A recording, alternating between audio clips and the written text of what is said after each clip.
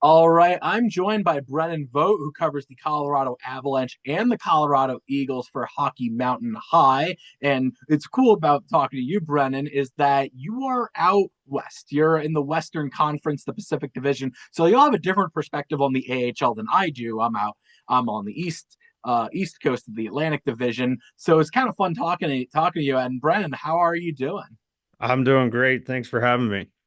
Uh, it's great having you on, and you cover a lot of the AHL. I guess let's start with that, which is on average, year not year because year is too hard to keep track of. Per week, what would you say you? How many AHL games do you cover?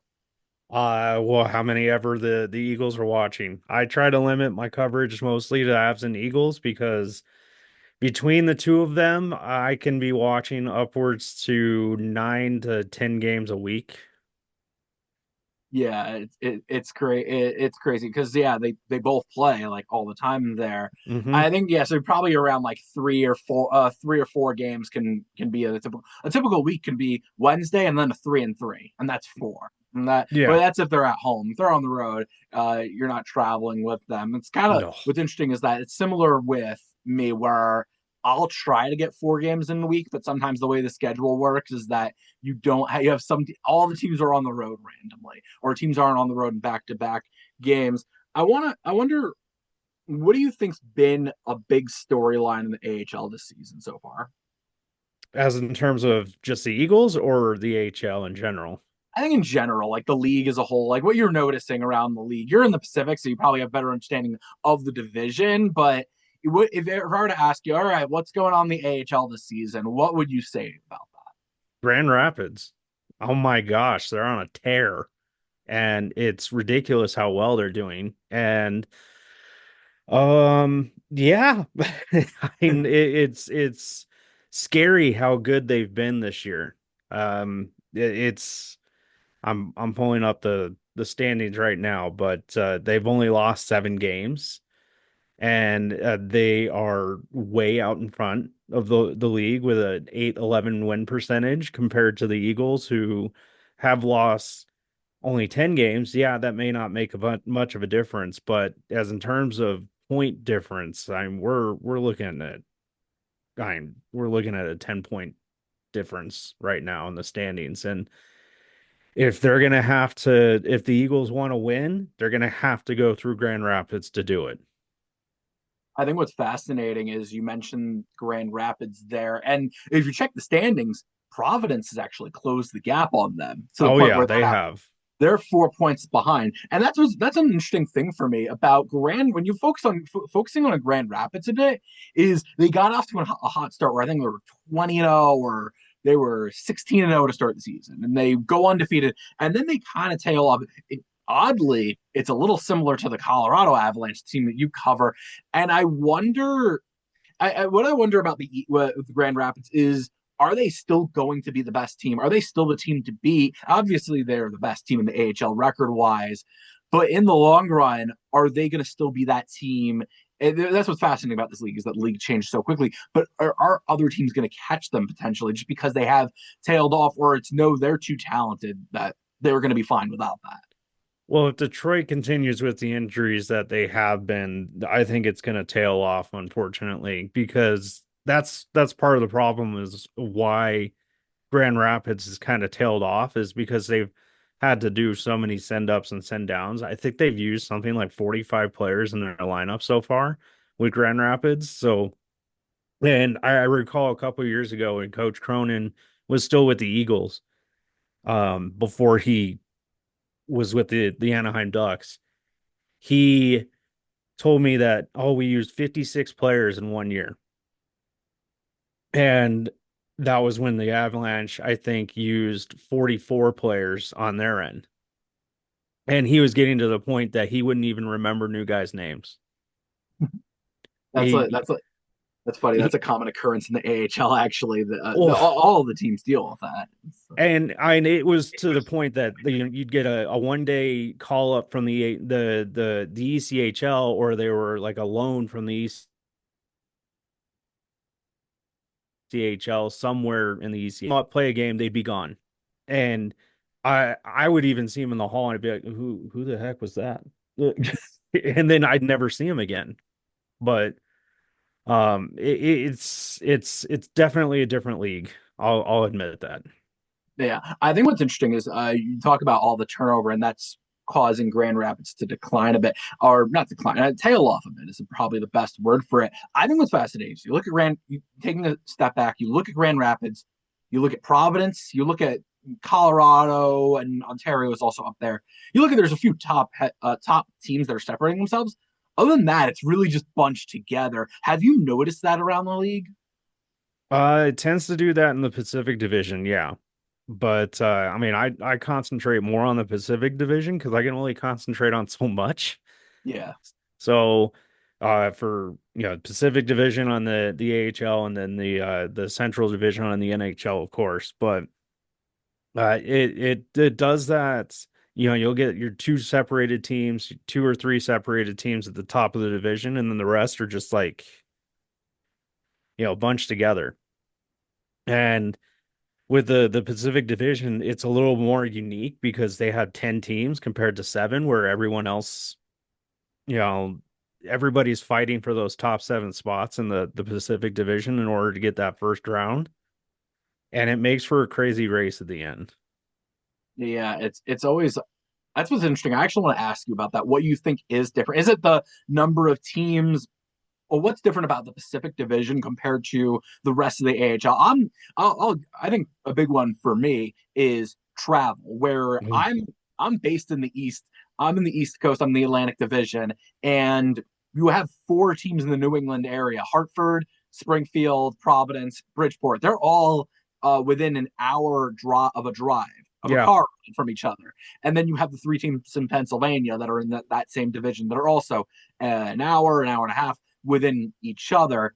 So travel's a big one for me. But what else? Maybe that's the big thing, which affects how you play and affects the league, the division as a whole. What do you think is the big difference between the Pacific and the rest of the league? Well, it affects who you play, first off, because the Eagles are on their own little island. Because if you look at a map, a good place to look at it is, I think they actually have it on Wikipedia.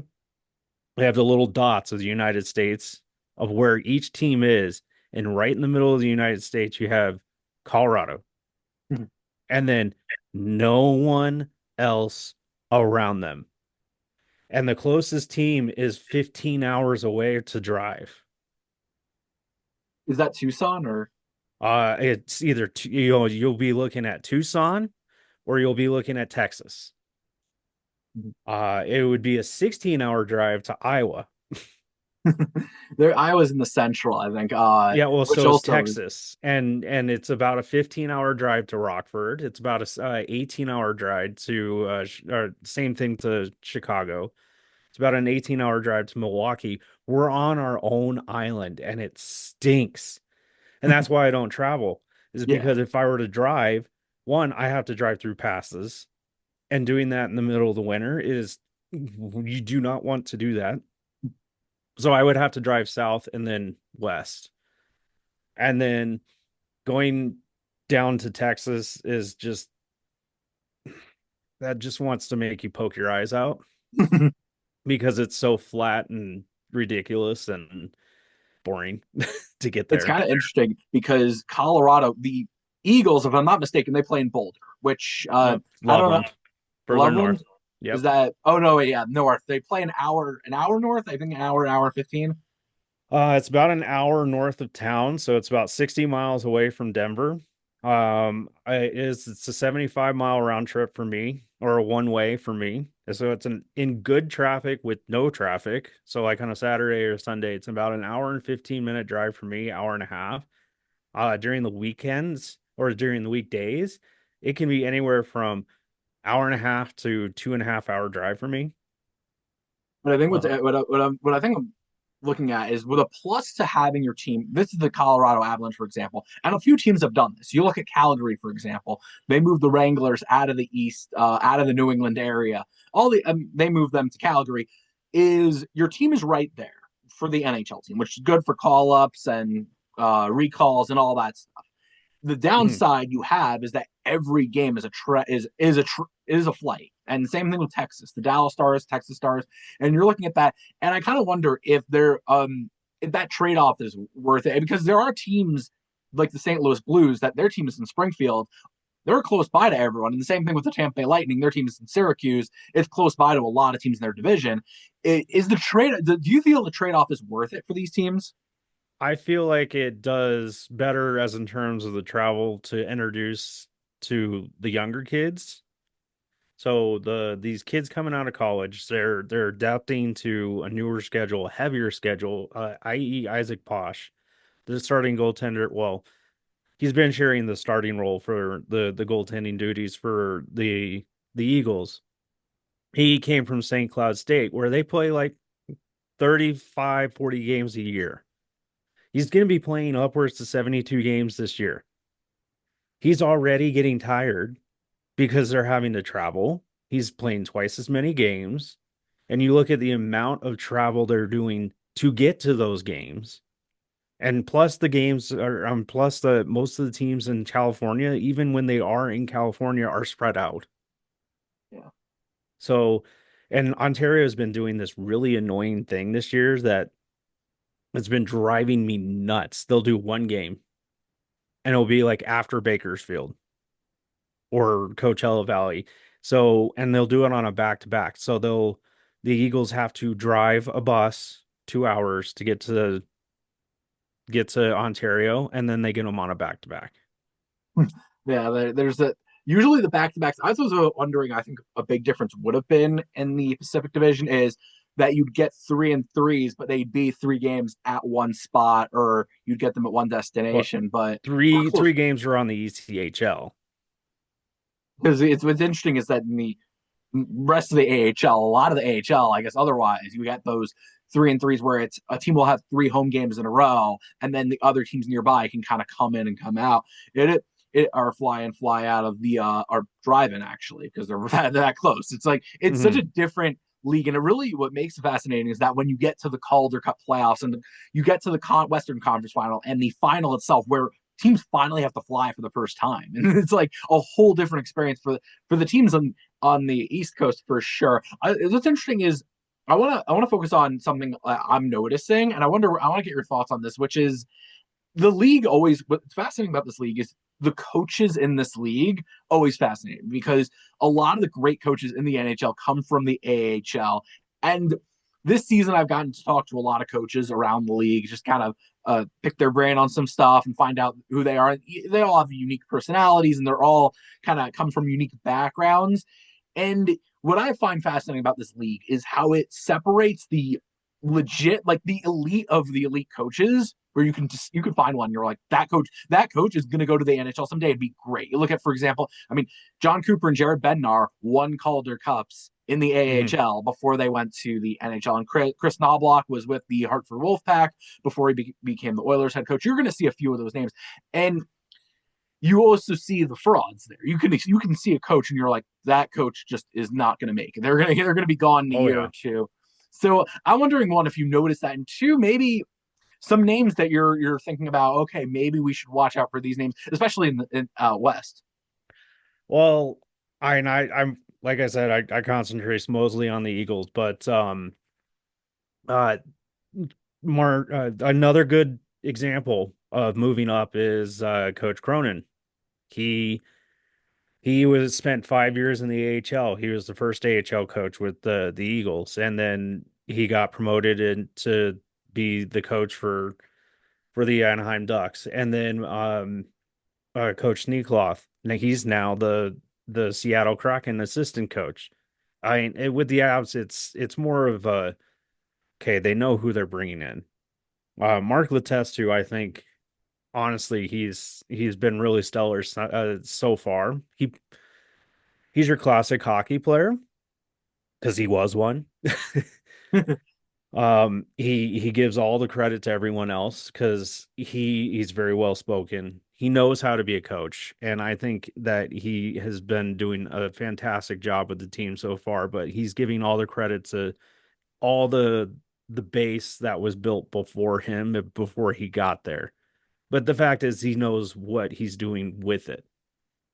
Um, I think the gosh, I couldn't tell you names of the coaches, but I think Abbotsford was doing a good job. It's just the goaltending was has been a horrible situation for them. San Diego just turned theirs over, and they keep turning theirs over. Anaheim is just I'm trying to think the nice word to do with Well, their system. Well, I think to be fair to the Ducks, and this is a lot of teams in general, is that they fire the head coach at the NHL level, and then they want to bring in a coach that aligns with the NHL coach. So Yeah. even if the other coach was good to begin with, they'll say, "All right, we need a coach that kind of has the same style, plays the same way, or coaches the same way." And a lot of coaches in general, that's why a lot of coaches fail is that they have their way of doing things. This is their style, this is their system, and they don't pivot from it. So teams will like, all right, we'll just replace you. It's interesting. The Abbotsford guy is Manny Malhotra, who I was very high on after winning the Calder Cup. Abbotsford won it last season, Yep. and you're thinking, all right, he's the next young up and coming coach. And that's another thing about this league is that coaches are very young. Most of them are, where they're 40 or 42, and you're like, wow, that's a young coach. And you're thinking he's the up and coming coach. And this year, Abbotsford has been terrible. I think they're probably Well, yeah, and his goaltending has been a lot of it with Demko getting hurt and then the Lakenin, not Lakenin, I can't remember his last name. Their second string getting hurt in Vancouver, and it's just caused a ripple effect yeah. in the crease. In fact, I was at the Eagles Abbotsford game when the E-Bug had to get called in and play a period and yeah, period and a half. I know the E-Bug, so he texted me before and he's like, "Yeah, I'm getting in." I was like, "Wait, what?" Okay, so I don't know if I can break this news, but yeah, the E-Bug's getting in. Awesome. It's been, and they've used the knee bug several times, so it's been just a horrible situation for them, a bad luck, that type of situation. But Henderson hasn't been able to get their feet under him either. I think he's been at the helm for 2 years, even though Vegas is a good team. It's just they're not doing a really great job of developing under him. Tucson was decent for a couple years too. Yeah, it's Utah's still trying to do their thing. No, what's the name? What was I thinking?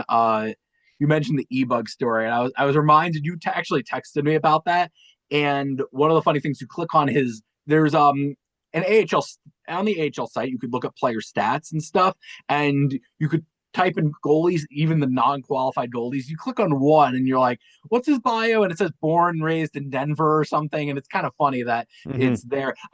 It actually reminds me of something I didn't have off the top of my head, but I want to ask you this because you've been covering. I don't know how long you've been. I don't know how long you've been covering the AHL. I actually should have asked you that, but I feel like it's been a few seasons at this point, so you have a few games. And one of the fun things about the AHL is you get some craziness in the league. There's always some the e-bug's got to be up there. I'm wondering what's one of those crazy moments that you've seen. I mean, I could just throw a few off the top of my head that I've witnessed, which is the 5-on-5 line brawls, which used to be a common occurrence in the league. You've seen, I've seen the penalty, a delayed penalty where the team that has the delayed penalty and has the puck shoots it into their own goal. I've seen that. There's some craziness. Ugh, So, I'm trying to think. yeah. You're probably racking your brain now, so I'm just gonna just rattle off a few of those off the top of my head. There's obviously the fun one, which is not really a Uh, crazy thing, but there's teddy bear toss night, or there's all the fun promotions that they do. But what's the craziest AHL moment where you're like, yeah, this is the AHL, and this would only happen here, probably type of thing. let's see.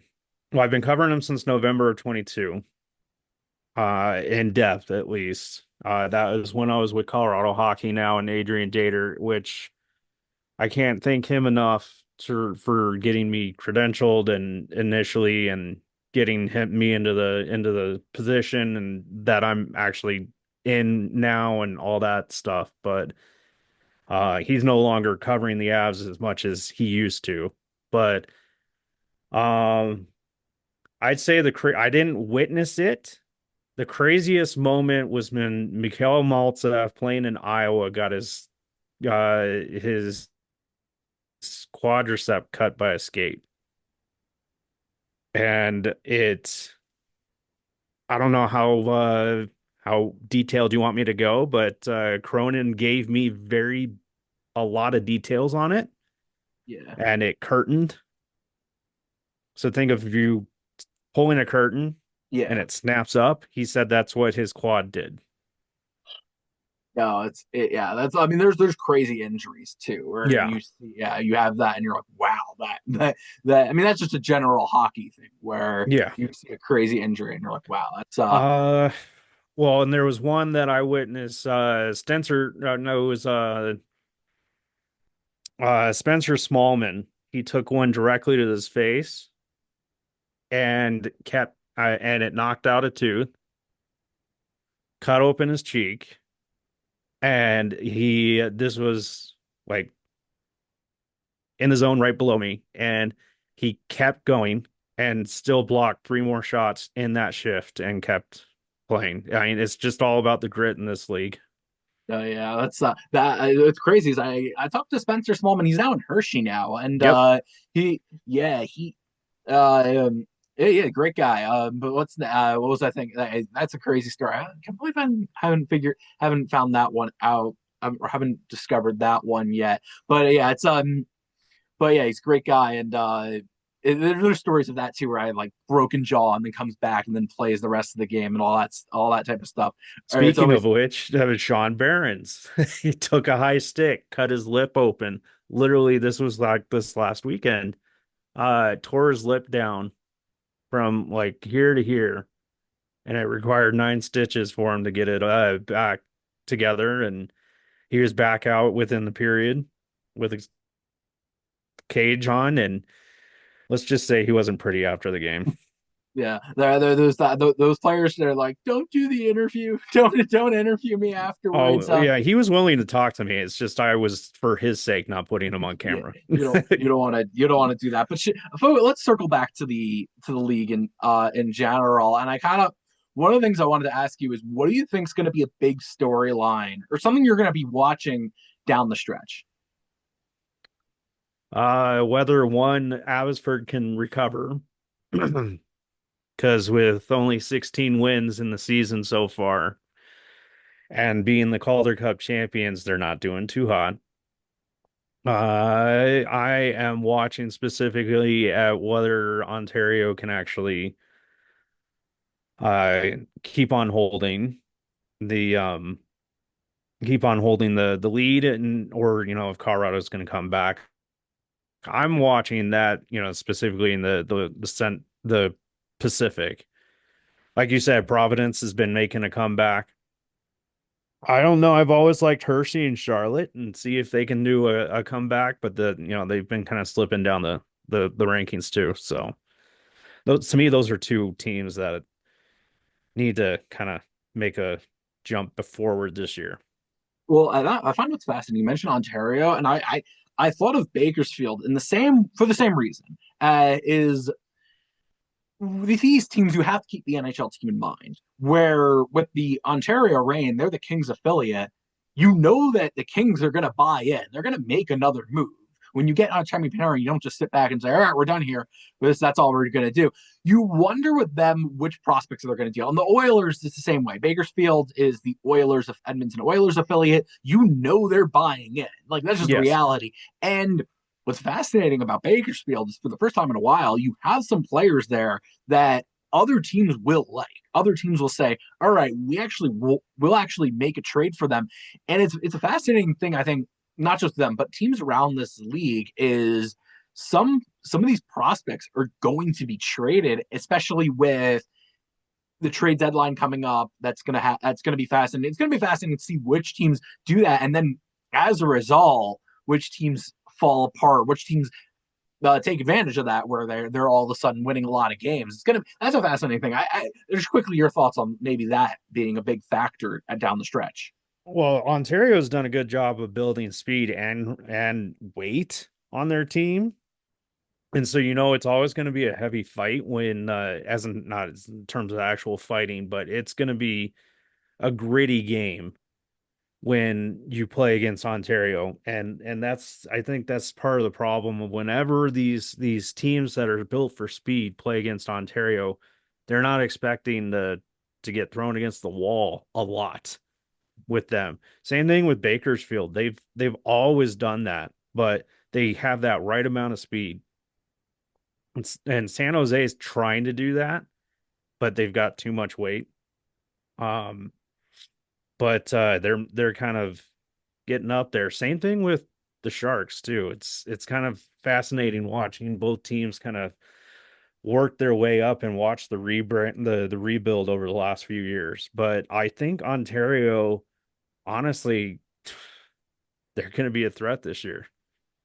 Yeah, and but what's in, I mean, that's the interesting part though, is that I mean that's what I'm thinking is fascinating about is that if they do, depending on who they trade, it's because their identity or what they do is so tough to face that teams are going to still struggle with that. I think the contrast to that, or the other end in the Atlantic Division, that version of Ontario for different reasons is Charlotte because they play such a high volume style where they shoot they don't have no problem getting 40 shots on net to the point where other teams have no answers where they get overwhelmed and eventually the dam breaks and they allow 6 goals anyway. But that system's already in place where it's hard to play against. It's interesting because I think Ontario will they keep it up if those prospects get traded. And I think another layer to this, and I actually want to throw this at you as well, is I'm fascinated to see which late season ads because a lot of times the college season ends late, and similarly with the trade deadline where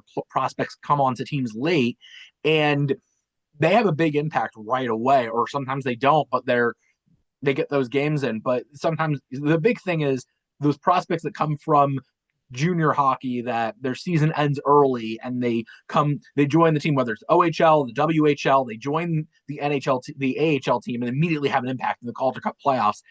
I'm fascinated by that. There's a few teams that you could see already that you could potentially see. All right, maybe this college prospect who's in that organization joins the team, for a playoff run, and all of a sudden they're a completely different type of team. I wonder what you think about that.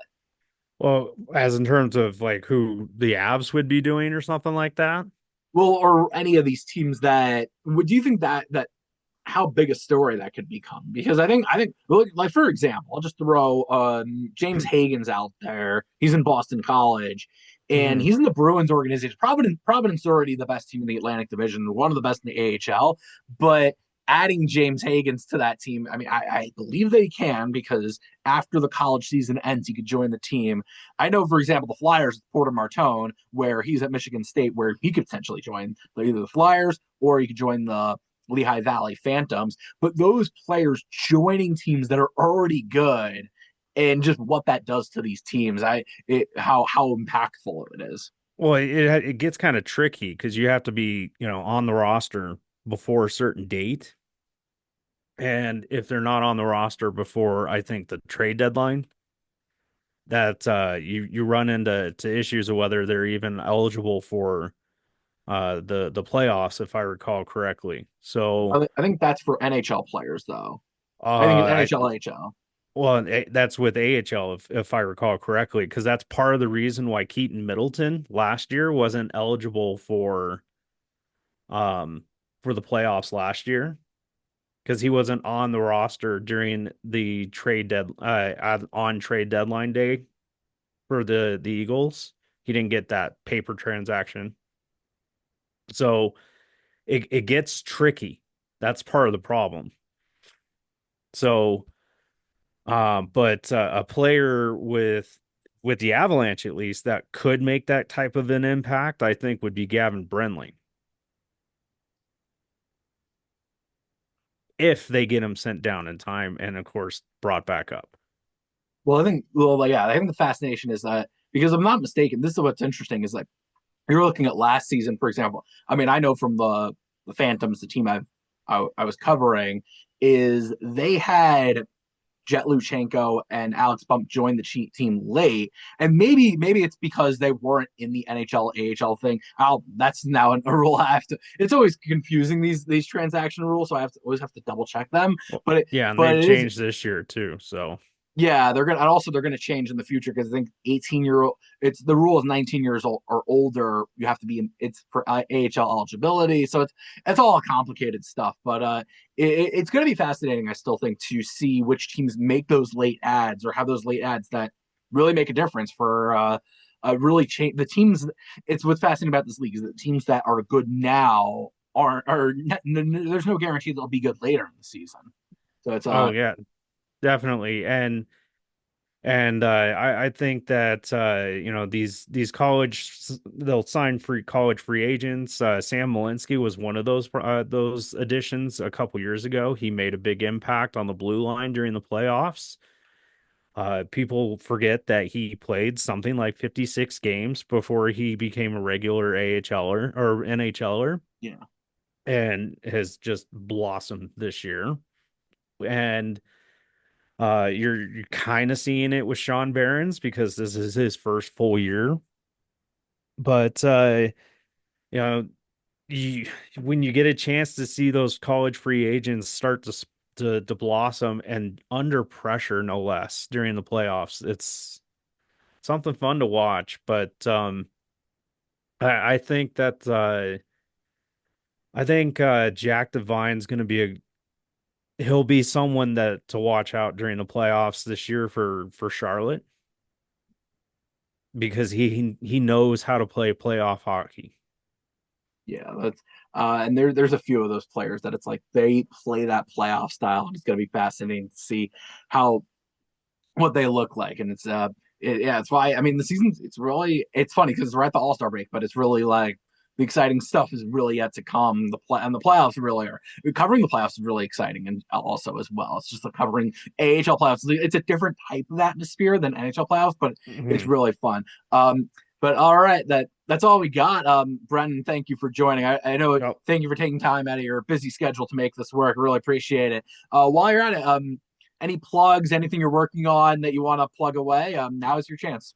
You can follow us all. You can follow Evan Liu and Marie Sexton on Twitter as well as myself, and of course, definitely follow Hockey Mountain High for us. We need the followers and all that fun stuff. So uh, just check out our page and check out our website and all that fun junk. Yeah, really recommend Brennan because Colorado's a market. Denver's a market. The Colorado Avalanche and the Denver market is one of those markets that uh, has the fan base and really is an exciting market, and a lot of times doesn't get the coverage it deserves. And Brennan is one of the people that's providing coverage that it deserves. So I really appreciate you hopping on. That's all we got. So we hope you enjoyed. Please like, comment, share, subscribe. You can check out all Brennan's work at Hockey Mountain High, hockey and not Rocky Mountain High. Just want to clarify that. Yep.